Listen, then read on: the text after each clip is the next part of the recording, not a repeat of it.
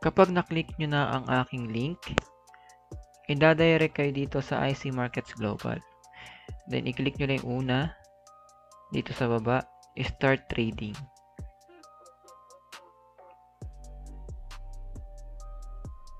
Live Trading Account Application. Live Trading Account. Then, 1, 2, 3, 4, 5, 6. Ayan. Kailangan nating fill upan lahat ng ito, lahat ng hinihingi ng IC Market. First name, last name, email, and mobile number. Kailangan itong email nyo ay active, mobile number nyo ay active. Then, mapapansin nyo as shown on your ID. Dahil humihingi sa IC Market ng valid ID, pwede nyo ibigay ang national ID ninyo, passport, then driver license. Sa pinaka-last, hihingian kayo ng proof of residency.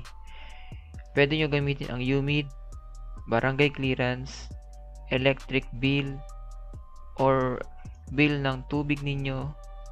Then, once na send nyo na lahat, okay na ang lahat, mag-aantay lang kayo ng 24 hours para ma-approve na IC Market ang inyong account.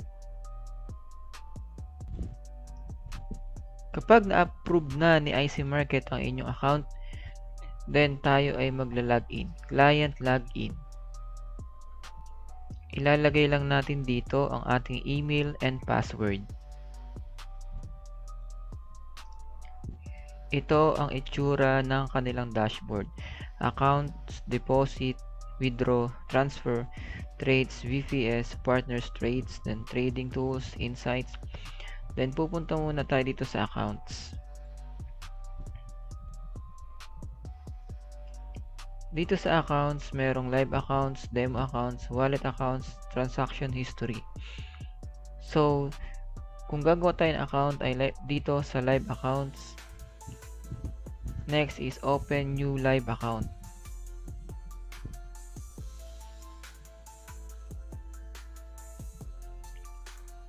Ang platform na pipiliin natin ay CTrader, raw spread, USD, then the leverage is 1:1000, then proceed. Ngayon, meron na tayong CTrader live accounts.